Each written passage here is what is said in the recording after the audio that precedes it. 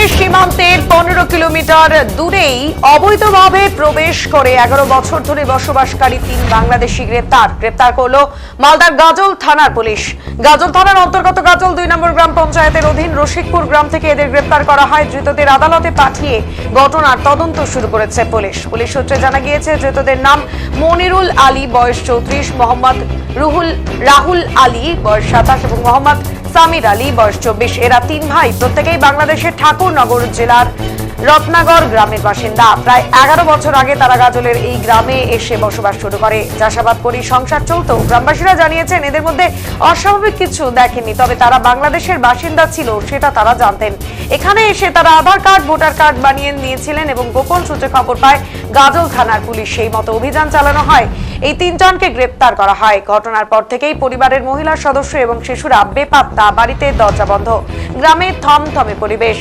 মালদার মতন ভারত বাংলাদেশ সীমান্তবর্তী জেলায় যে অনুপ্রবেশ লাগাতার বাড়ছে, এই ঘটনা তার প্রমাণ।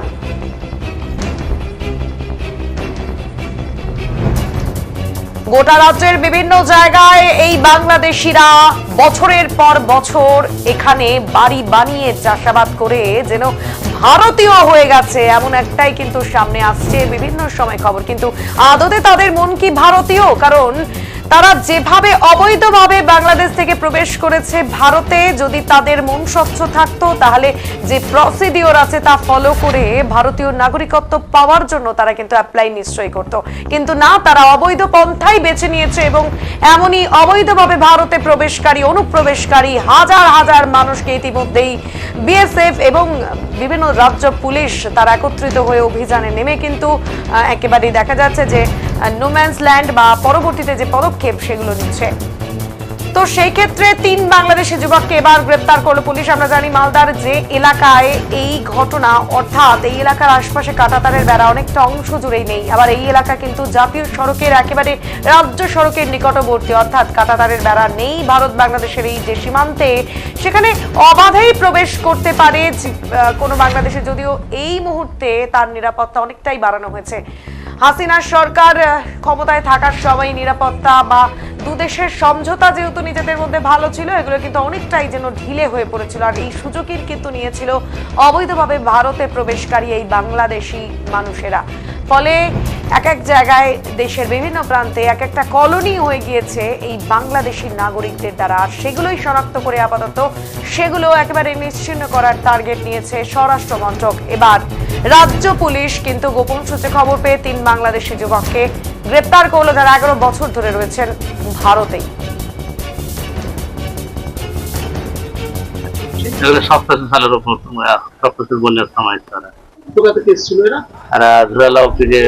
ইন্ডিয়া বাড়ি ছিল, তারপর ওর বাবা জীবিত ছিল পাকিস্তান, বাংলাদেশ থাকার পরে ওর বাবাটা যখন মারা গেল, আমাদের একটা আত্মীয় স্বজন আছে, আমরা আত্মীয় স্বজনকে চলে আসার পরে আর ধরলাম আধার কার্ড, প্যান কার্ড, ভোটার ছবি, না ভোটার ছবি নয়, রেশন কার্ড, এটা হয়েছে।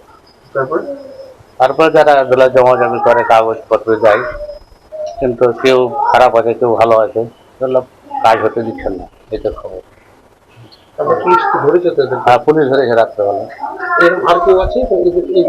আমি বলতে পারছি না।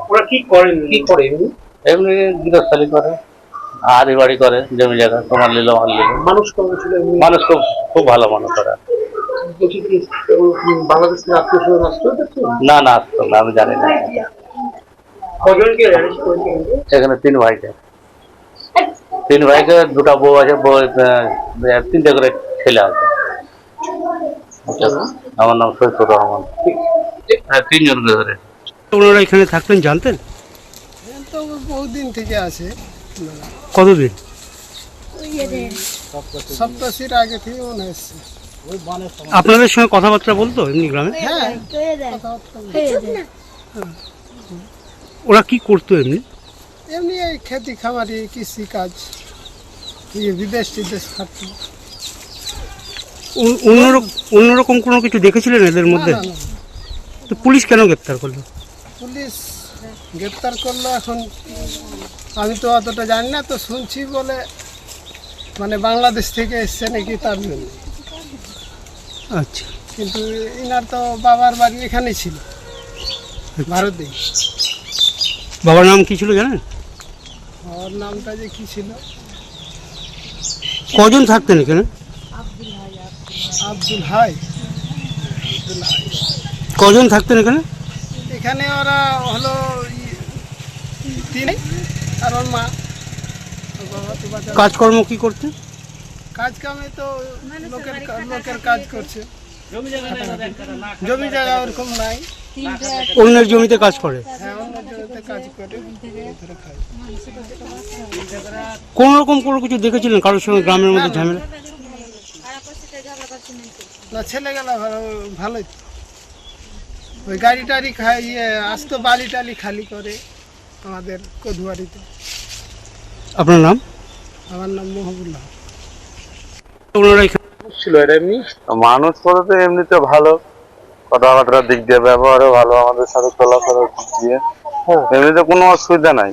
কতদিন ধরে বসবাস কিন্তু করছে? আমরা জানি যেহেতু কাগজপত্র হয়তো আছে, আমরা তো অত জিজ্ঞাসা করি না কি ভালো কি মন্দ। কত বছর ধরে থাকে এখানে? মোটামুটি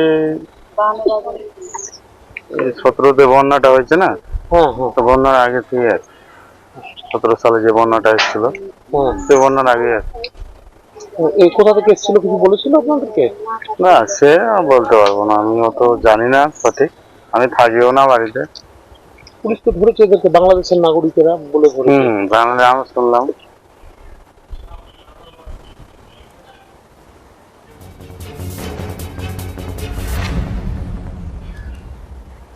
দক্ষিণ মালদা বিজেপির সভাপতি অজয় গাঙ্গুলির অভিযোগ, শাসক দলের প্রচ্ছন্ন মদতে মালদা জেলায় বাংলাদেশিদের অনুপ্রবেশ বাড়ছে। শুধু এই সরকার বিএসএফ এবং কেন্দ্রীয় সরকারের উপর দোষ চাপিয়ে গা ঝাড়া দিচ্ছে।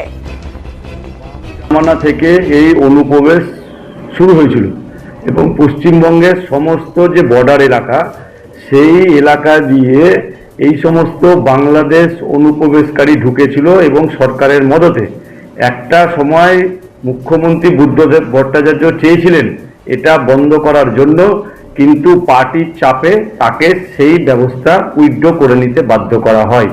আর তৃণমূল সরকারের মুখ্যমন্ত্রী স্বয়ং নিজেই চাচ্ছেন যে বাংলাদেশি অনুপ্রবেশকারীরা অবৈধভাবে ভারতবর্ষে এবং পশ্চিমবঙ্গের বর্ডার এলাকায় থাকুক, ভোট ব্যাংক বাড়ুক এবং যত রকম দুষ্কর্ম তারা করুক, করে যখন পুলিশ তাদেরকে খুঁজবে তখন তারা বাংলাদেশে চলে যাক।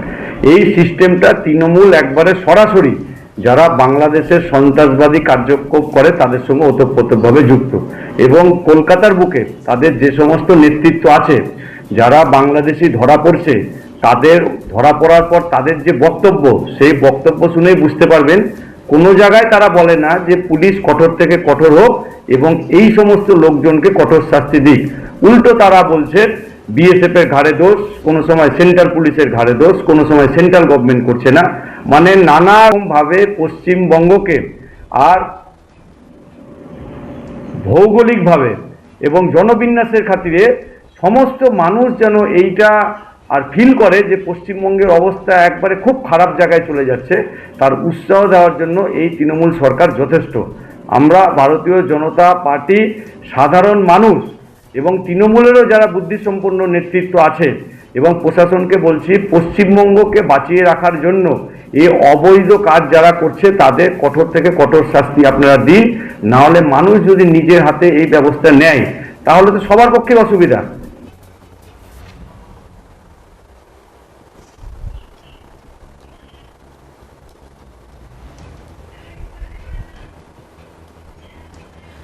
যদিও সমস্ত অভিযোগ অস্বীকার করে গাজল ব্লক তৃণমূলের সভাপতি দীনেশ টুডুর দাবি, সীমান্ত পাহারাদারের দায়িত্ব কেন্দ্রীয় সরকারের অধীন বিএসএফ এর থাকে। তৃণমূলই প্রথম ভুয়ো ভোটার কার্ড এবং ভুয়ো ভোটারের অভিযোগ তুলেছিল, সেটাই প্রমাণিত হচ্ছে।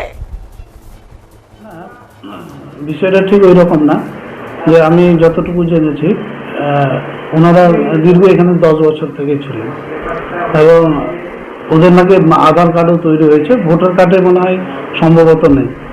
সেটা যদি হচ্ছে প্রশাসনের বিষয়। এটা আমরাই প্রথম তৃণমূল কংগ্রেসের দল, যেটা আমাদের নেত্রী মমতা ব্যানার্জি, তিনি প্রথম দাবি করেছিলেন যে পশ্চিমবঙ্গে অনেক ভুয়ো ভোটার রয়েছে। দাবিটা আছে কিন্তু প্রমাণিত হচ্ছে যে বিভিন্ন জায়গায় যে অন্যত্র থেকে এসে এখানে বসবাস করছে। এটা ধরেন এক দেশ থেকে অন্য দেশ গেলে একটা সীমারেখা আপনার ইয়ে করতে হয়, তো সীমাটা টোটালি কেন্দ্র সরকারের অধীনে। এইখানে রাজ্য সরকার তাদের প্রশাসনিক দিক থেকে যতটা করা সেটা তো নিশ্চয়ই করবে। আর বিষয়টা হচ্ছে পুরোপুরি যেহেতু তাদেরকে পুলিশ প্রশাসন কারো অভিযোগের ভিত্তিতে তাদের তুলে নিয়েছে, সেটা আইনি বিষয়।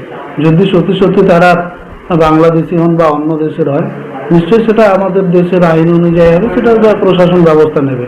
এখানে দল কোনোভাবে জড়িত নয়, এবং দল এখানে প্রচ্ছন্ন মদতের কোনো প্রশ্নই নাই। কারণ ব্যাপক জনসমর্থনে আপনারা দেখেছেন 11-তে, 16-তে, 21 এবং আগামী 26 বিধানসভায় ব্যাপক জনসমর্থনে এখানে মমতা ব্যানার্জির সরকার তৃণমূল কংগ্রেস আবার প্রতিষ্ঠিত করবেন।